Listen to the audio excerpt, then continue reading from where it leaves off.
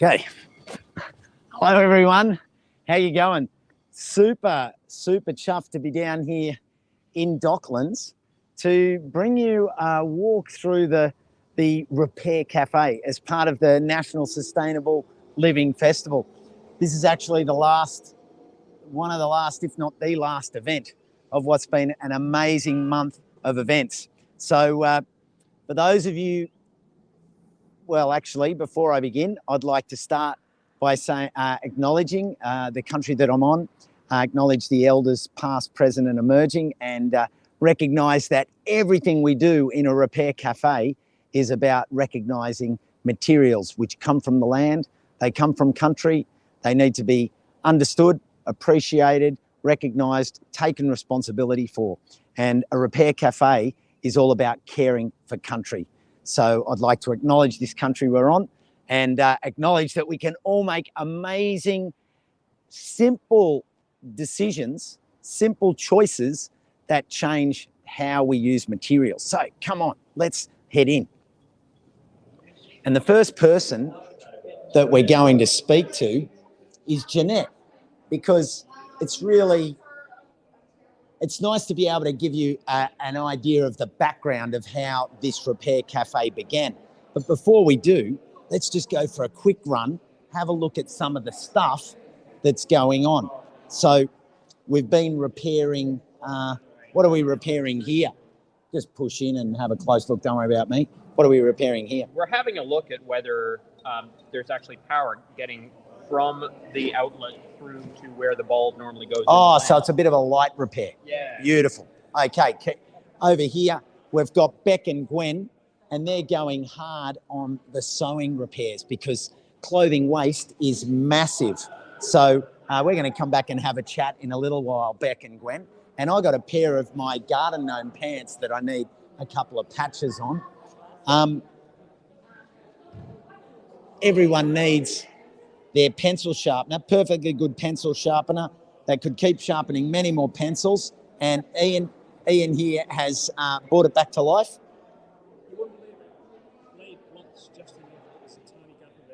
Oh. It's not touching the pencil anymore. Yeah. Oh, so there was so all it needed was the blade replacing because it was blunt and then it was missing the pencil. So as you push it in, nothing was happening. That's fantastic. Good on you, Ian. This is close to my heart. Perfectly good watering cans. Got many years of watering. Not the most expensive model. So, of course, it's just cheaply put together and this has come off. And Bruce here is having a crack to repair it and we'll come back and see how he goes in a little while. What's the plan? Well, we didn't have the right heat torch to silver solder it, so we're going to try an epoxy putty. Oh, okay. There we go. Let's come back and check this out. And over here, this is one of those little clothes drying horses that has a retractable gizzard innards, and Bin is busy sort of working on getting it to retract, bit like almost a lawnmower. Well, not that anyone uses lawnmowers like that anymore. They're mainly battery, but good on you, Bin. Well done on that. And let's make a start over here with Jeanette, because Jeanette, are you happy holding? Yeah. So Jeanette, it's lovely to meet you. Thanks, Costa, and you. Tell us a little bit. So we've got an audience out there who, hopefully might think, well, I don't have a Repair Cafe in my place. Tell us a little bit about the history of your Repair Cafe. Well, this all started pre-COVID, and we realised, living in our vertical villages, as we like to call them, that we didn't have any way of preparing things. In fact, a lot of people here don't have cars, so they can't take things readily to places. So How high are the sort of blocks down in Well, this part of Melbourne in Docklands? My building is 42 stories. Whoa. So a lot of these buildings have over 1,000 residents in each area, and they have very little space to be able to do it. So they don't have garages. Typically, they have parking spots. So few tools, few. That's right. There's no back shed. Exactly. You've got to sell it before you come here. So, but I mean, people do love living here, but there isn't a lot of facilities. So we thought before COVID, we had this plan to put on a vertical village waste market. So to be able to share with people how we could live more sustainably in our high lifestyle. We thought that was really important. So we got a repair cafe, and we got a toy library, and we got all different ways of how we could live in our vertical villages. But then COVID struck and everything was put on hold. Yep. So 2 years later, we got a phone call out of the blue about the Sustainability Living Festival, and they asked us if we had an idea, and we said, yeah, we do. It's got to be a repair cafe. So here's today. And this is it. So Jeanette literally drove this idea. Well, I planted the seed. Yeah, well, that's it. Using the gardening analogies, I'm very happy with that. Actually, I'm very happy with that, Jeanette.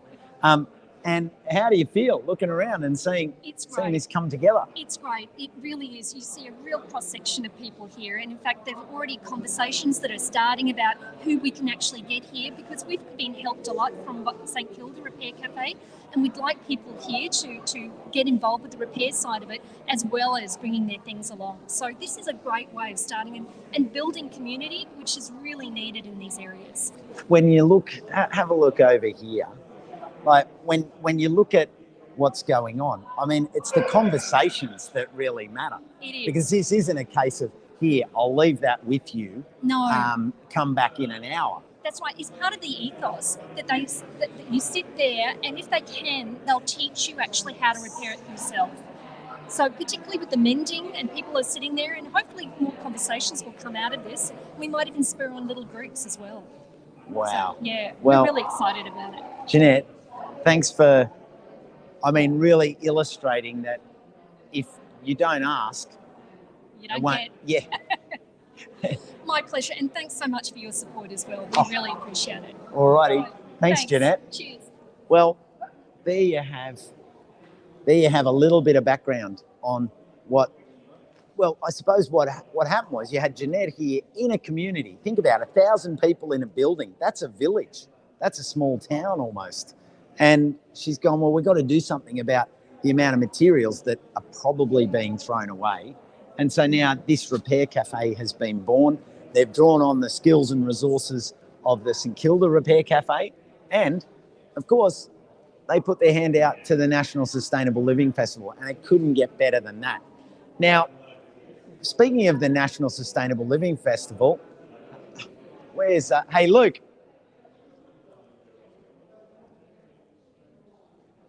Take the mic. So, everyone, this is Luke Taylor. Oh, I got my mic. Oh, you've got your mic on. Okay. So this is Luke Taylor. He's the, what's your title? Director. The director of the National Sustainable Living Festival. So he's got his eyes and hands on coordinating an incredible Especially on you. Yeah. Especially on Costa. And now we've got to the end of a month of events. For people watching this Repair Cafe broadcast, how do you feel about this event? I mean, I think this is a really great way for us to end this weekend in a way, because, it represents so much of what the festival is. It's about community. It's about really confronting the issues, but in a very practical and a living and lifestyle way.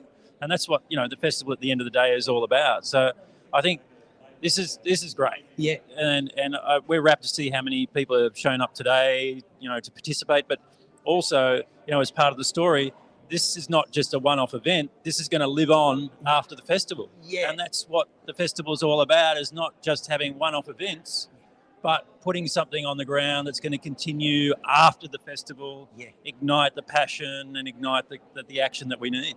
Yeah, and literally it's not a case of we've got empty nest syndrome. We want empty nest. We want these ideas to leave the festival. Absolutely. And live, Absolutely. find their home, Yeah. and grow. Absolutely. I think that's a really great way of talking about it, that emptiness, because, for coming up for our 25th festival next year. You better hang on. Hang on. There's 20 a glitch in the transmission here.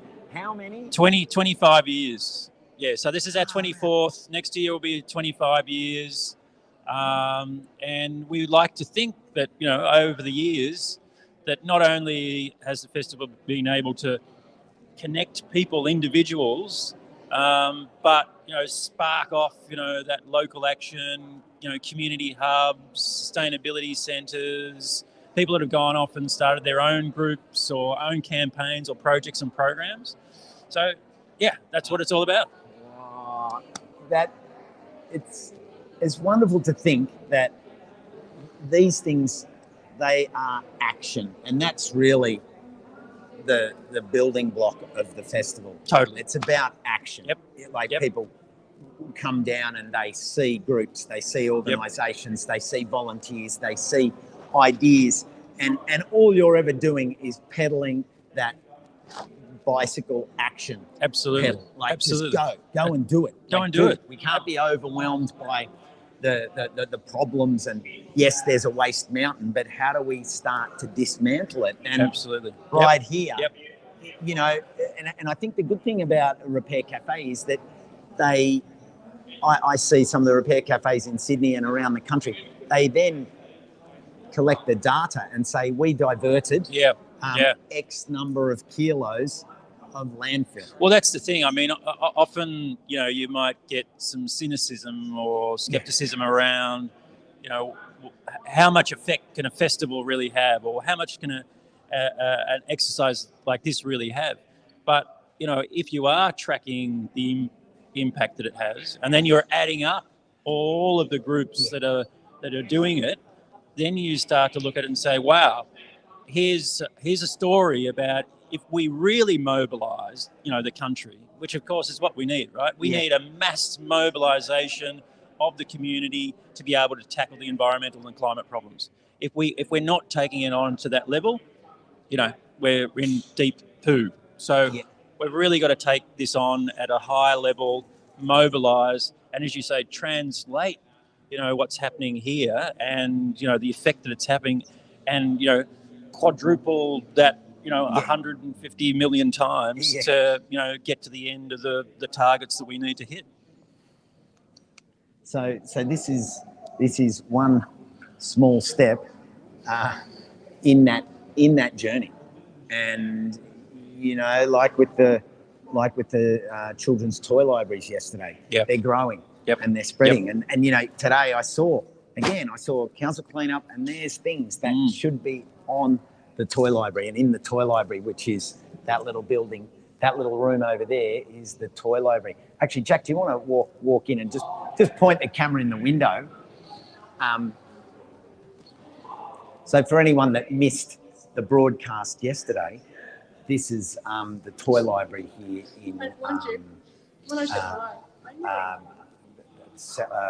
Docklands, and it's full of equipment, full of toys that otherwise would have gone to landfill because the family's moved on and they're throwing it out. So put that back to back with what we're talking about with Luke here, and suddenly you're seeing, imagine rooms of these toys being used over and over again. It's exciting. And if they do break a knob or a handle or a lever, shift them out, bring them over here and get them fixed. Well, Luke, anything you want to add in the context of the repair cafe, but also the festival and moving out of... Yeah, well, I mean, it's a little bit of an opportunity for me to thank everybody involved, I guess, because you really get the opportunity, to thank just the huge amount of community input, all the volunteers that have showed up today, the participants, the presenters, people like Costa that, donate their time to this cause. We are so ever grateful for the contribution. That the festival wouldn't happen. I mean, it survives off the back of the participation, the commitment, the enthusiasm, and the show up of people every year. And we are just like, this guy here is Okay, just keep going, the keep most going. incredible Moving on. guy Moving for contribution to community. And I mean, I've actually got a question for you, Costa, Yes. because I didn't get to ask it yesterday at one of your events, but I've never seen somebody who has a national profile like you do, and has an opportunity, I guess at with the exposure that you have, you don't have to commit yourself to supporting community organisations, but you seem to have this nose for authenticity. It's a Greek one. It's a slightly that's what I think it is. You search out, you seek out what's authentic in community, what's authentic in sustainability space, and you really want to support that. And as I've said, I don't know how to thank this guy for the work that he does for us, and of course he's the most humble guy as well. But I really want to know what's behind that for you. Why do you dedicate so much of your time when you already have this huge national platform? But Costa will spend hours talking to anybody, individuals, and just regular community members. I suppose, like, when I look at something like a repair cafe, the more I look and the deeper I look into the challenges, the more I see how, like, they are all connected. So a repair cafe fits into everything about reducing waste, but it also fits into community building. It fits into building biodiversity, because you build a more biodiverse community, then those people share other information and they share their passions. And their passion could be food, it could be gardening. There's someone fixing a watering can, but the conversation will go on. And then this is in a community hub where someone may see that there's a workshop this week on how to pickle and ferment. And then you realise that the gut is like the nature's microbiome, and we have a biome in here, and I can compare that to composting, and then someone needs their compost turner handle repaired, and so I can't help but see how it all meshes. So to be able to come and pedal the big wheel at a repair cafe, or at a toy library, or talking rooftop bees, and if someone gets excited about bees, then you can talk to them about pollinators, and that it's about our native bees, and then how they connect to the flowers, and that our native bushland is so valuable. So each part is beyond just whether it's just gardening or whether it's just land care. It's like this big picture of caring for the whole, everything, like the land, the community, the lot. And if we put more love into it, then that will bring it together, because the science is in. What we need to do is declare that we care. Absolutely. And then the more that I declare that I care, then I show other people declaring that through bringing something or coming and volunteering. That'll keep me going for 7 lifetimes. It's a really wonderful gift that you give community, and as I said, we struggle to know how to thank you. Yeah, and you have. And that's more than enough. Thank you for the microphone. So look, we're wrapped. Another great year, and we are really looking forward to number 25 next year. 25. Yep. Unless you find the auto reset delete button, I'll be here. Thanks, mate. All right, we're rolling on now. We're going to do another little lap, have a look at what's going on, and then I want to have a chat to Kirsty. So let's have a look at this one.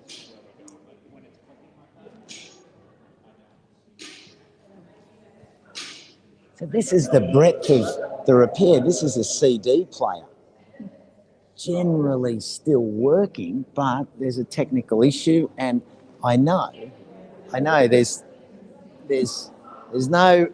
nowhere it can hide. Tom has goggles, and he sees through. What do you reckon, Tom? Oh, I reckon we either clean the laser, see if that makes it work. Otherwise, this is quite old, and might actually have reached the end of its life. We'll see. We'll see So what time we will can tell. do. We're not writing it off. You never. This is all about bringing it back to life. Giving it everything that we can. That's right. Now, can I ask you one question, and then I'm going to leave you to the repair? Yep. What do you love about being a repair cafe? What do you call yourself? Technician, I suppose. Doctor? Doctor.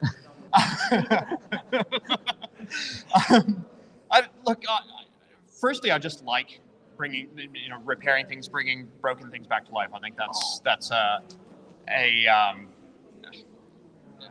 it's great to see these things actually get a second lease on life and not get thrown to landfill. Right? And you've had a hand in it. And there's that too. I think that if I can apply my skills in this way, and if I can do a bit of good, then that's satisfying as well. Thanks, Tom. No worries at all.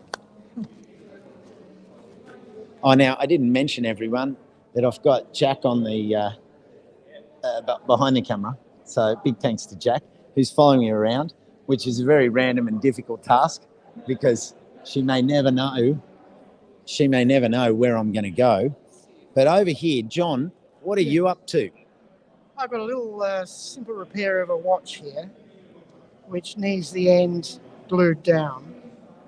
And I'm using contact adhesive to do it. She's going to have to wait 10 to 15 minutes for it to dry. And then it should be all right, and we'll put it together. I have to say to you, that's not the easiest repair I've had today. Oh, The easiest repair I had was someone who brought a lamp in, and all that was wrong was the globe had come unscrewed. It took me 5 seconds. 5 seconds. And for me, that underscores the problem we've got, that people, even at that level, don't even understand how things work. So something so simple as that, they can't do themselves. I just find that staggering. Yeah. And it's really sad that we've ended up with the generation of people who just don't know how to repair anything, even screwing a globe in. Yeah, well, it's almost that we've got a situation where the repairs, there's no repair departments. When something doesn't work, it's broken, so you get another. But wonderful that you're able to impart a new outlook. Yeah, I mean, it's partly an education. Can I just tell this lady something? Yeah. This is going to take 10 minutes to dry. John, so that watch band could, so yeah, it's got to dry a little bit in the air, so that then when John clamps it, it won't, it'll become tacky. Otherwise, if you just do it wet, it's just going to be, there'll be too much moisture and they'll take much longer to dry, won't it? No, it's designed to have two surfaces that are put And together then when they're bang, dry. yeah. It's a contact adhesive. But just to remind me of the question again, would you? I've pulled a hard one there. What were we talking about? It was about the education thing, yeah. Oh, yeah. How did you feel? As far as I'm concerned, all right, the part of this process is an educational one.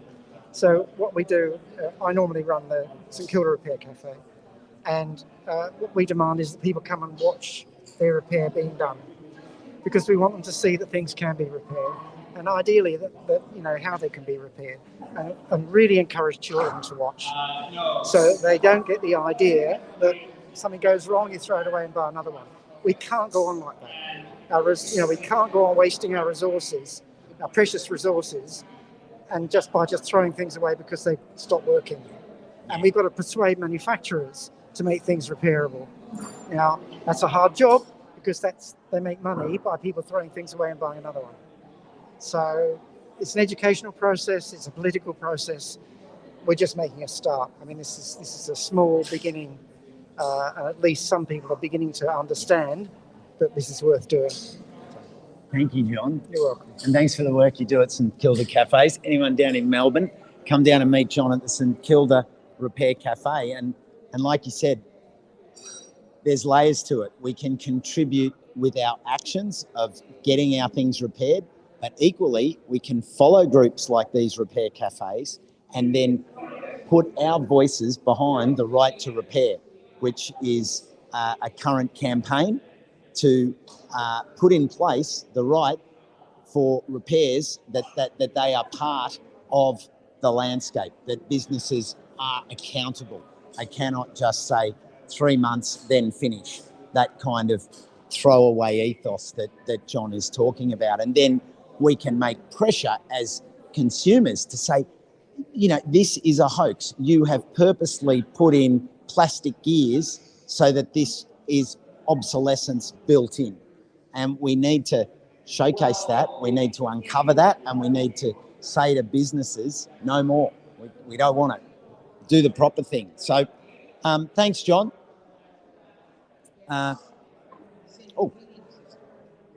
Following up on the, there it is. Have a close look in there. Bruce has this is going to live, breathe, and water again. How long have you had it? Oh, well, I've got 4 or 5 like that. The others, was my dad's watering game. This one was my sister's one. Yeah. She's passed away, but she would have had it for 20 years. My dad's one would have been 1950s. I need to get that fixed as well. But Bruce. I didn't bring it in because I couldn't bring it on a bicycle. We'll know where you are as you're riding down Punt Road with 4 watering cans. Wow, isn't that beautiful? And look at the patina on that. Like that's years of off. Like I'm sure paint namers would love to get hold of that and call it, you know, Parisian late sunset or something. Anyway, maybe. But Bruce, congratulations.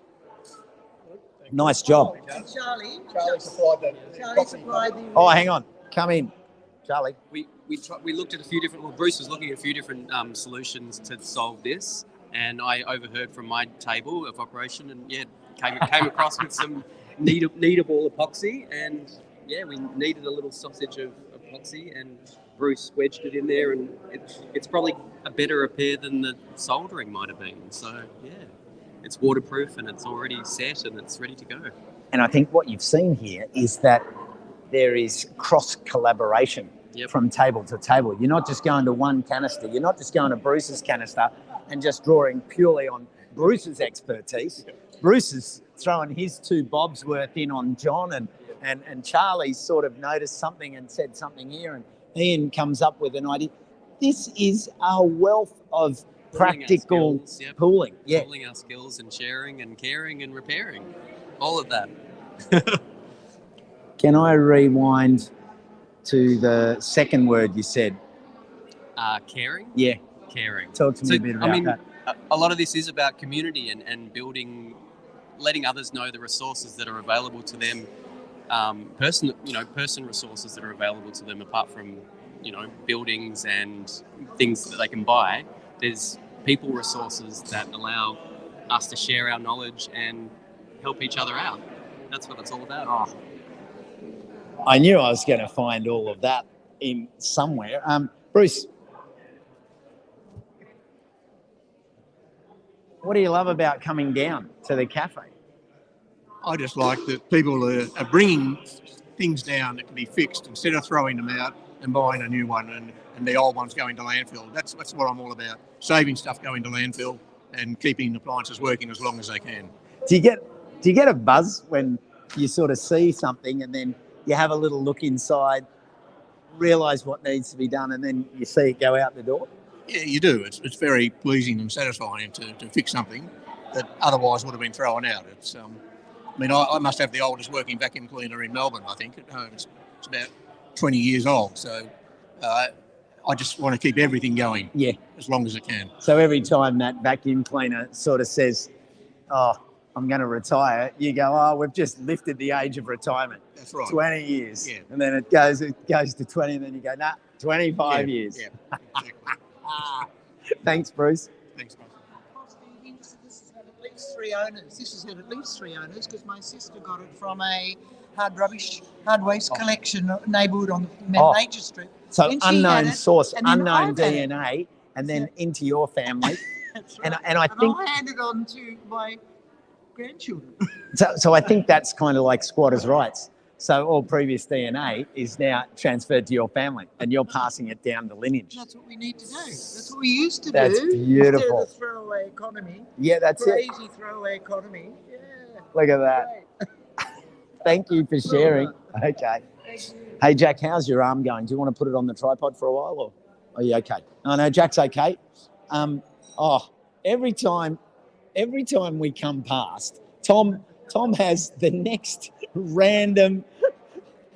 So this next random item. So here we have a soda stream, which apparently isn't gassing properly. So we're just going to get a full bottle of water, give it a try, see what it's doing, and then once we can see what the actual fault is, then we'll start to try to figure out what's causing it. Tom, go hard. We'll be back. It's sort of like reality TV, this one, where we go away and we say, let's leave Tom now for a word from our sponsors. And our sponsor over here. Sponsor? And where do we want to set up? Is it a bit? How's the crowd? How do you feel about the ambience? Are you hearing our speakers clearly? What's the general response there, Jack? Are we coming through loud and clear, or is the background noise? No comment yet. No comment. Well, you know what? We'll take no comment as a positive. Right? Yeah, they would be commenting. Or do you want to sit down over there, or? What do you reckon? I reckon what if we have this in the background? Because I think, so we'll come around this way and we can come out a little bit. That way.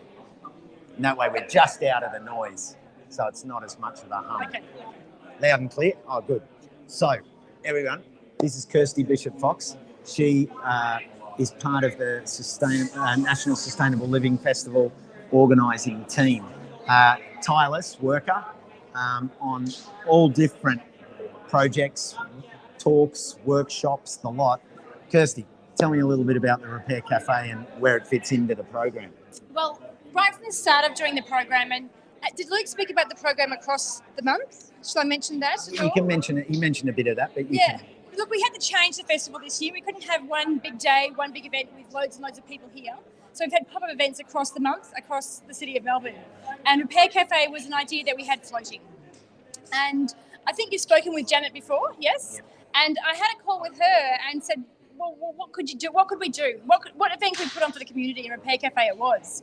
And it was great for me because I had this idea and I had someone who wanted it. And then I got a hold of Jason, who you'll speak to soon, I hope. You haven't spoken to Jason. Yeah, Jason's over there. Yeah, Jason's a community development a person for the Docklands area with the Neighbourhood house. And he'd had this idea, he had this dream of having a Repair Cafe. It was a dream. And I've never spoken to anyone so excited about one of my ideas because it was his idea before it was mine. Yeah. And I said to him, if you can help us find a venue, then we can put it on. And that's exactly what happened. He helped us find a venue. He helped us find right here. And we worked together to coordinate the volunteers. I found them and he's told them when to come and he's set them up in there. And now he's running around with cake trying to feed them. So it's great. Yeah. Luke summed it up nicely in terms of he was really chuffed about this being it's a pilot. Yeah. So really, this is it didn't start. Well, it kind of did start this way, but it wasn't my idea to do it. It was just like, right, if we can help you do this and help you continue it. I mean, they're continuing it, but it's the help to start it. Yeah. And often I come across community groups, not so much in the festival, but with Zero Waste Victoria and as a sustainability consultant. They've got these great ideas, but they don't have the resources and the know-how to do it. And from my perspective, it doesn't take much. It's just knowing. It's having that network and putting the feelers out. Yeah, to know that, like the hub here in the Docklands, is a space where these, something like this can happen. Yeah. And then joining the powers of your networks, the Sustainable Living Festival's networks, Jason's networks, St Kilda, Repair Cafes network, Zero Waste Victoria, Mooney, all of these things. Repair Cafe. Oh, Mooney Ponds Cafe. That's Charlie. Oh, Charlie. Yeah. Well, you saw Charlie. He's sort of helped fix the watering camp, which we were all gushing over, literally. Gushing. I know. Boom. Sorry, everyone. That's very. He's not sorry. That's beyond. That's beyond a dad joke. That's almost. I'm going to end the broadcast. Don't. Leave broadcast. People will. No, don't leave. There's more good people to meet. Anything else you want to add to just the frame of the picture? I mean, I think it's really coming together. We've sort of just been sharing it with all of you, so you can see how Look, it's I just happening. want to put it out there, like if there isn't a repair cafe in your area, and do look them up because they're popping up everywhere, Yeah. Not just in Melbourne, but Australia-wide. Yeah. Like I it's tagged just heaps of them. worldwide, actually. Yeah. It didn't start in Australia, but it's a worldwide movement. So have a look to see if you've got one. But if you're a repairer, offer. We need you. We do We need need you. your skills. And look, if you're electrical or something, we need you to be qualified. Yeah. But if you're a mender or a sewer or a handyman fixer, just clever at repairing things at Tinkerer. home. We need, hey, attention, tinkerers. Yeah, Tinkerers. Trained official tinkerers. yeah. We moving? Come this way. No, I'm talking to the tinkerers. But it also ties into. Do you want to touch on the right to repair? We did start you to talk on did. that, but if you want to tell us a little bit about it because the right to repair I spoke to a little bit earlier, Okay. but just take Was take that the from? So platform. I can talk about it from a policy perspective. Yes. I've done some work with Zero Waste Victoria, and we actually, the Productivity Commission had an inquiry into the right to repair. So it's a national inquiry, and they really wanted to hear not just from the community, but also like the high level repairers, right from the farm equipment, right through to your watch and little things like that. And there's a term that goes around. They've changed the term. They used to call it planned obsolescence. Planned obsolescence. But now we're using the term premature obsolescence. Ah. I'll tell you why. I think it's quite good because the manufacturers say, we didn't plan it, it just happened. Premature, it might have been incidental, it might have been intentional, but nonetheless that's the result. And see, that's important because if we're going to tackle this problem, we've got to tackle it from the top up and the bottom down. Yeah. And if the language isn't right and there's wriggle room, they're going to wriggle out of there. We didn't plan it. We didn't plan it. So I really like the term. It's not my term, but that's the term that I use now. What was it? Premature. Premature Yeah, so obsolescence. early obsolescence. Early obsolescence. That's what it is, premature obsolescence. And, you just go back to, like, when I grew up, you could fix a toaster. You could fix a kettle. That was employment. That was a full-time position for people fixing those things. Yeah. And now these people who are virtually retired, it doesn't exist. Yeah. And it's got to exist. Yeah. And there's pros and cons. The $20 kettle to fix it can cost you $30. But it shouldn't cost you $30 because that cord is worth $2. Yeah. So it's also getting the prices of the parts to be, effective. But even better, having a repair department for that company because people used to have loyalty to a company because they looked after you. Now it's just outside the 3 months, inside the 3 months, we'll send you a new one. Yeah. No, I don't want a new one. I want the one for work and not have premature obsolescence. See, I'm trying to get that in your minds. You could say early obsolescence. Early obsolescence. But my local repair cafe is in Warrandyte, and I go there often. And I had my microwave; it just died on me a few months ago, and I thought I'll take it in, I'll see what happens. Didn't know what they could do, but they pulled it apart, and they said you need to get this part. They said it's probably going to cost as much as the new one, but try. Oh, I'm sick of hearing that. Well, it didn't cost as much as the new Exactly. one. But, they didn't know. These guys fix it. They don't deal with the parts. Years ago, they did. And so I had to do some research. I went to the company who I bought it from, and they weren't particularly helpful. They wanted my warranty, and I'm like, it's a 10-year-old microwave. You don't need my receipts. Oh, hang on, here it is. It's in my official warranty folder. Yeah. Not. So anyway, eventually I got on the phone to someone. They said, try this place. It's statewide. I think it's parts or appliances, something like that. They're in. I'll have to put the link in later. And I approached them, and they had the part. It was easy. They sent it out to me, no worries. So I went back to the repair cafe. Literally, I had to drop it off, move my car, come back. By the time I was back, they were testing it. And it worked. It was working. It's all it needed. The part, I forget what it was, maybe $80. So to me, it was totally worth it. I was never going to throw that microwave out. Or it would have been, e-waste recycled, but I was never going to do that without trying. No, good on you. Yeah, and it took a bit of effort. We had a month without a microwave. I learned we can live without a microwave.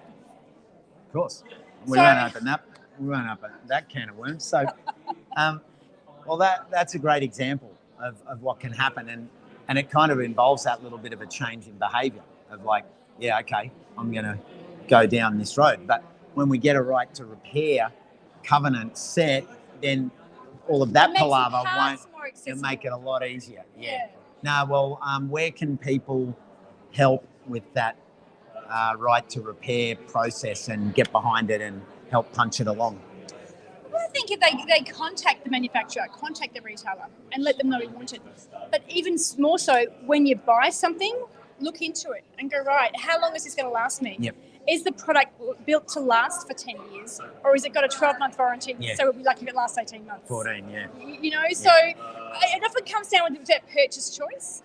Sometimes it's tough because you've got to pay more, but I'd rather pay twice the amount once than have to replace it every 2 years. Yep. And I'm going to show you, I'm going to show you exactly that. Well, Kirsty, thank you. Thank you. Always a treat. Check out Zero Waste Victoria. Check out Sustainability Pathways. That's the space that Kirsty inhabits and does a huge amount of work. Check out the posts that they put up. There's really good connection to what's going on in waste avoidance, reuse, repurposing, recycling groups and everything. So, Zero Waste Victoria. Check it out. Thanks, Kirsty. All right. Hey, Jack, how's your arm? You sure? Okay. Who are we going to get on? Charlie?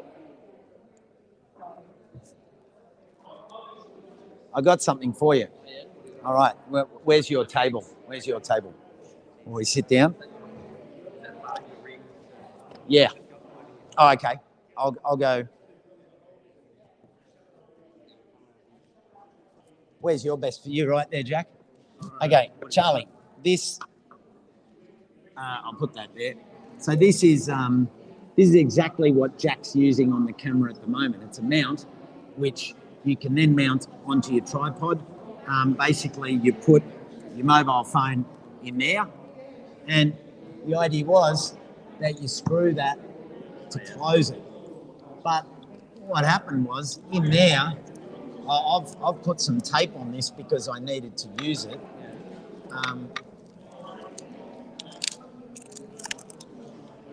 But this is that case. Like, look at this thing. It's reasonably well made. It's sturdy. It should last forever. But they made this part plastic. So the sleeve onto which that screw went in, it's just stripped out. Yeah, right, okay. And it's finished. So I don't know what you can recommend and whether you think there's a chance to do something, but that's that premature obsolescence. All of this well built, except the moving part purposely designed in a way that it's going to just break. Yeah, right. So that's really strange, isn't it? Yeah. So we can embed it in there and put some epoxy in there, and then wedge that back in, and it will set. It will work for a little bit further. But yeah, it's just a poor design. I mean, It's just a poor design for that main structural thing to be just embedded in plastic without it actually even holding through. So that's just sitting inside there. So I mean, it can pull out that side. If that screw head was all the way through this material, that might give it a better chance, but it's not doing that. So yeah, you're right. It's poor design, and yeah, if you could buy those spare parts, that might be a slight improvement. But better design is where things. I mean, they've used metal. They've used metal there, metal there, metal here. Yet they use that part as plastic. So that's one of those frustrating ones. Do you want to think about it for a while? Yeah, I'm going to put a dab of epoxy, of Aryl dipole or JB Weld in there, and then we'll push that through and clamp it together, and hopefully it sets. through here. Through there, yeah. Oh, well, we can unscrew that, so that will. So I'm going to do that separately, and then we'll embed that into that. I reckon we'll get that fixed. Charlie. Okay, we'll come back. Cool. Thanks. All right, let's go and find Jason.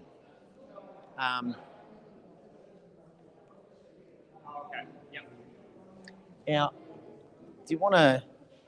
Well, we get the tripod, and you can put it on the stand here for Jason. How's everyone going? Any comments? Sorry, I haven't been able to answer too many questions because I've actually been busy All right. We're just going to put this on the mount. That's it. And Jack, you can just adjust this as you wish. There you go. And Jason and I'll. How's that look? Jason, how are you going? I'll give you the mic. That's so much power. The official mic. Now I'm terrified. Actually, we'll get out of the. What if we get out of the corridor? Alrighty, let's do that. I know what we'll do. We'll stand here. What if we stand here? What's our max headroom like? Oh, just listen that up. Yeah, there you go. Jason. Costa. Explain to everyone where you fit into the picture as a local. Are you part of the? Are you a sustainability? Are you the council? I am the community development worker at Docklands Neighbourhood House, just down that away. And there's been a few community members that have been talking about the idea of a repair cafe since in the good old days before COVID. Yeah. Rocked everything. Jeanette Corcoran, who I believe you've already chatted to, has also been keen on it. And when Kirsty sort of contacted us late last year, it was basically an offer we couldn't refuse, you know? Yeah. And offer that very few people could refuse by the looks of it. Wow. Yeah. I mean, people have rolled up. There's been a lot of people turn up. Man, it's been amazing. And just because I in particular and a lot of the Docklands residents that are down here are new at this sort of thing. The main thing that's blown me away has just been the support from the repair community. Like guys from, I don't know if you've talked to them yet, but the guys from St Kilda repair community, there's guys that have come down from Moonee Valley. I think there was a guy that's come in from Faulkner today. Like, it's just the support and the goodwill behind it is just, it's heartwarming, man. Because, I mean, as a community engagement, engagement is what you're about. Exactly, but man. You can talk about it, but with this, we're seeing it. Well, it's a practical demonstration. Yeah. Man, absolutely. Yeah. Yeah, it's been gorgeous, man. And like I say, there's no possible way we could have pulled it off without St Kilda Repair Cafe in particular and Sustainable Living Festival, man. Yeah. They've just been so good in, guiding and mentoring poor little old me through the whole process. And what about the hub here? On the hub, how does that fit into your local community, which for some of you might have a community house, or it could be the library, it could be the council, it could be a myriad of things, but explain the hub a little. Well, this goes, and I don't know if you've spoken to Terry, but the hub is basically, come in, Terry. Come in, Terry. I'm not going to sell you. You can sell yourself. Yeah. Come on. Come in a bit. Tell Costa about the hub. Yeah, so the hub is owned by the City of Melbourne, but we the YMCA manage it. So I've been here for about 2 years. A lot of that has been in lockdown. So to see this place full, especially on a weekend, is just amazing. We're here for community engagement, and that's exactly what we've been able to do today. So it's amazing. Yeah, it's great. But yeah, we had the space and you had the idea, and obviously we wanted to get involved. So here we are. And community engagement is all about community, man. It's not something you do by yourself. You bring people together. You bring people with you for that sort of thing. And to have this kind of a space that's, it's so multi-purpose. Yesterday we were here at the toy library. Today it's the repair cafe. You can literally pack it up. It's big. And last week we had the natural dyeing. Oh. Yes. So people got to bring in their shirts, their pillowcases, and use natural dyes. It was amazing. Yeah. Wow. We're very versatile. It's been great, to see so many different things. And we've definitely benefited from the changing way that the Sustainable Living Festival is running and to do pop-ups. It's nice to see people from actually in Docklands. Everyone from over Melbourne's come in here, but to get people from Docklands really involved and engaged has been really great. And it's what we've been trying to Well, there's a massive hunger in the Docklands community for community events, for things that are run by community for community. It's there's a real hunger to get back out and get that sort of that sense happening again. And What do you think are the main drivers? What do you think are the main things that are luring people, like this kind of hands-on stuff? Oh, look, I think, you can't go past connection, like as far as in general, as far as that sort of that hunger is concerned. But for things like this, look, I've been talking to people a lot about it today, as you can imagine. Yeah. And I think it's just the idea that there's something fundamental we've lost in the last, I don't know, probably since my generation, it's Generation X, of like a sort of self-sufficiency angle of the idea that you can buy something, you can use it, you can, if you know how to maintain it from the get-go, if you know how to fix it, you can keep it with you for 30, 40 years. That's been overtaken by this idea of inbuilt redundancy and newness and all of that. And Latest and exactly, influence. Man. And I think things like this really, they might not solve all the world's problems, but they really sort of drum home the fact that, in a closed system, the idea of infinite consumption, it's just a myth. You can't do it. Yeah. Well, Jason, thank you.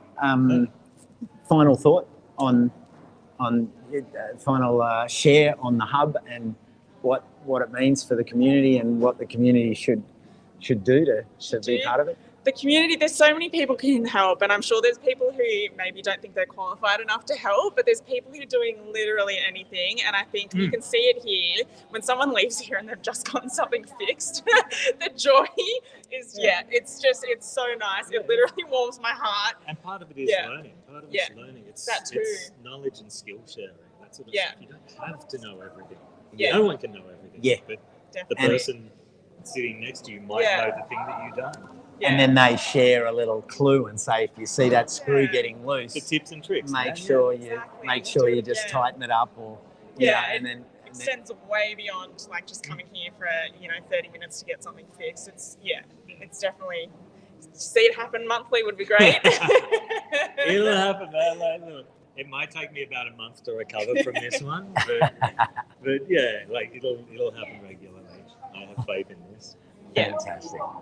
Well, thank you both for telling everyone out there just about how your model. Oh, and look at this! As we talk, here's a air fryer coming in for a repair, and the other one that I want to show you.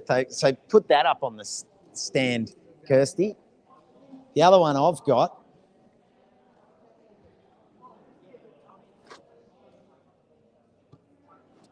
Oh, here they are. Look at these. My favourite Nomi stretch pants. See, when you're a garden gnome, you kneel down a lot with children and you're down on their level.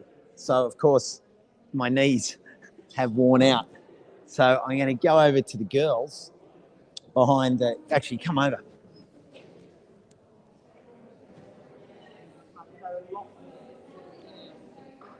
Oh, actually, they're both busy.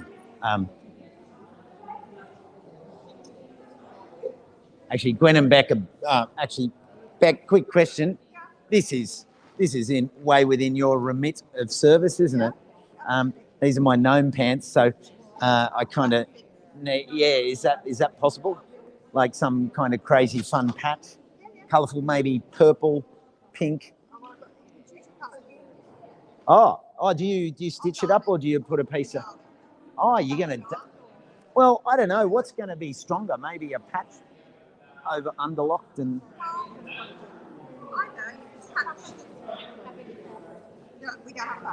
Oh, there's no fabric.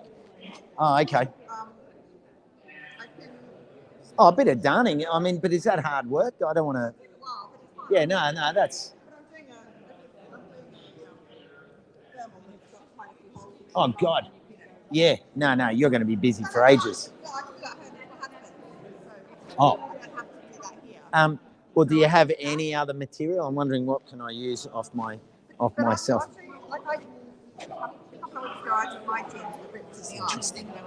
That's dark, so that's oh. Is that going to take you too? Is that too hard? No. Oh, well, what do you reckon? Will I go darned? Be darned if I do and darned if I don't. All right, darn it. Darn it. Oh, darn it. Okay, it's on the pile. Oh, I choose my colours. Well, I think colours. So I got a red gnome's hat and I got a purple shirt and yellow pants. So what do you reckon? Purple and red. Yeah, that's cool. Thanks, Beck. We'll come back and keep an eye on this. Wow. All right. Oh, shoes. Shoes are a big problem. Have a look at this. Shoes, perfectly good, but they're just coming apart. Yes. And I'm actually ripping it further, which feels wrong, but I'm going to do it delicately so I can reglue it all. So you're going to reglue it all? I am. Oh, well, here we go. And Charlie, what are you up to now? This, I was going to say toaster, but they all look the same to me. It's something to fix. Just doesn't turn on, and I've opened up and I've measured with a multimeter and worked out that the elements actually fuse. So gone open circuit. So I was just explaining the element can overheat and can either short circuit or can open circuit, and it's open circuit, so it's not going to. Unfortunately, it's all sealed inside. Inside here, this is the element, the heating element, and because it's all one piece, it's not repairable. Unfortunately, you can't get a replacement element. Oh, because that's fused to the base, Yeah, which the water sits on. It's all part of the and unit, boils. so it's just impossible to repair. Impossible. Impossible. Yeah. See, that's. And I mean, that's a design thing. Could be. Yeah. Potentially, this could be designed so the element could be replaced as a separate piece, but not in this case. It hasn't been designed that way. Oh. What do you think about that? I think everything should be designed to be repairable. There's brands of toaster that were around in the 50s, the dual lid ones, I think, and you can still buy parts for those today. And there are examples of that, of different brands and different models of things that have been designed so well that they've become an iconic design in themselves, as a product.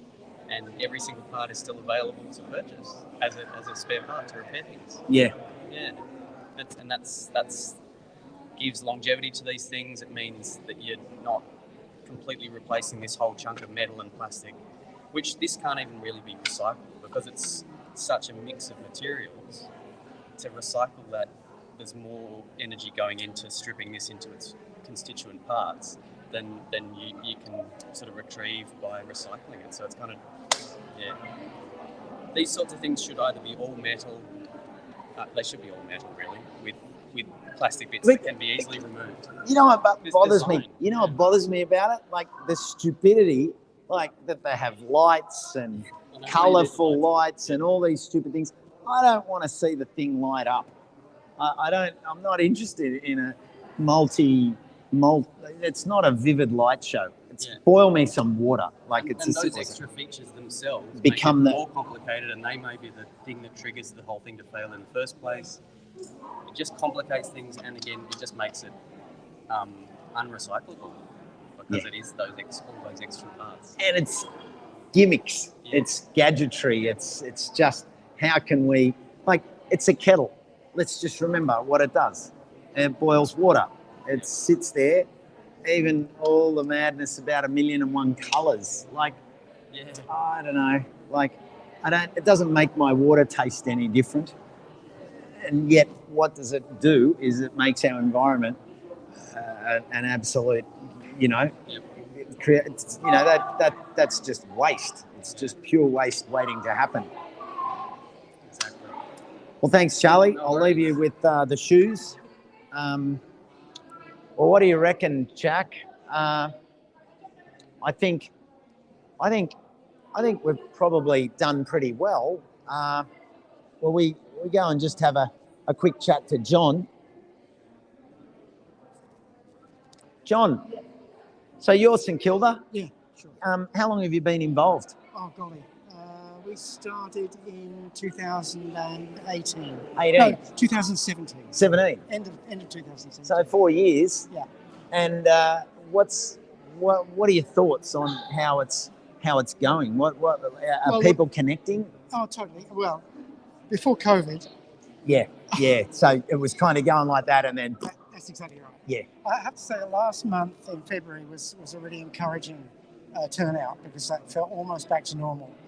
We had a really good number of people and a good number of volunteers, and it was a real buzz.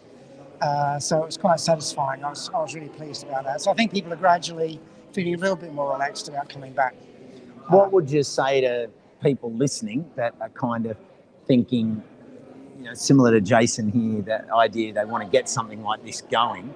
What's the key bit of advice to get the first turn of the wheel?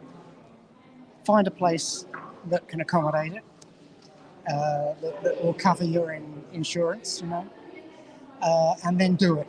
I mean, you can sit around. There was one that I spoke to, and she wanted to ask me how to do it, and I talked to her about it. They'd been discussing doing it for 2 years. I said to her, look, just stop talking about it. Do the damn thing. Go ahead and do it. That's it. You just need a place like this with a few tables, some chairs. It's pretty low-fi. Some basic. PowerPoints. Yeah, you don't need any money. We use hardly. We get donations, which is great, which covers glue and stuff like that. We had a Bendigo Bank gave us give them a free plug because they gave us a grant to buy an electrical pat testing machine. But other than that, people bring their own tools. I bring a selection from home that people can borrow. And you don't need money, you just need time and people who are willing to do it, people who are willing to commit. And it's surprising, people come out of the woodwork who are really just interested in doing this sort of stuff, who enjoy repairing things. And they're not all as old as I am, or them younger too, believe it or not. Oh, you are young. You're energized, and that energy comes across in what you share. Well, you hope, you try, don't you? I mean, do your tiny bit. I've got no illusions. What we're doing here is a drop in the ocean in terms of the problem. But I think every individual has to do what they can. And, if I can set something like this up and we can run it, and it makes some people think twice about throwing things away, fantastic. And then they influence their network, and away we go. Little ripples from a stone in the ocean. That's okay. Oh. That's the best we can do. Thanks, John. You're welcome. Thanks for the question. That's a pleasure. And as John said, what you need is just some time. You don't need anything much else, just time and a place. And look at what's going on. The air fryer's over here, getting a look in. The glue's going down on the shoe. There's glue on shoe. There's some more shoe repairs going on over here. Oh, look at this. Here we've got a slightly newer piece of technology. So it's not. That's one of the frustrating things. It's not just reasonably old stuff, is it? I don't know if that's frustrating. That's it's quite interesting. I reckon this. So this little gimbal got dropped, and so we're just trying to put it back together. And this time it requires. Before it was all just screwed together. This time it requires a combination of screwing and glue. So we're just waiting for the glue to set. We'll put it back together again, and then see if it works. Sounds like. That hot chocolate song, I'll put you back together again. Good on you, Tom. Wow, we could walk around and around for hours, but I think we'll wrap it up. Now, I could do the Alfred Hitchcock kind of turn the camera around and show you who has tirelessly held a gimbal and crossed it between the stand here and there. Wonderful, Jack. Do you want to do a quick turnaround cameo? There she is. Thank you, Jack. I hope you've enjoyed this broadcast. It's been an absolute treat to share it with you all. Are there any final questions? Maybe we'll put the camera up here and see if there's any final questions, and then I'll wrap it up. Any?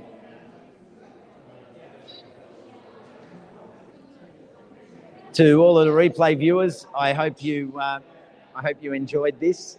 thanks for joining in. And yeah, if you flick through here and there, you'll see the little tours and the updates on how the repairs have been going. It's been a treat, and from here at the hub in Docklands, I'm going to sign off. Ciao for now.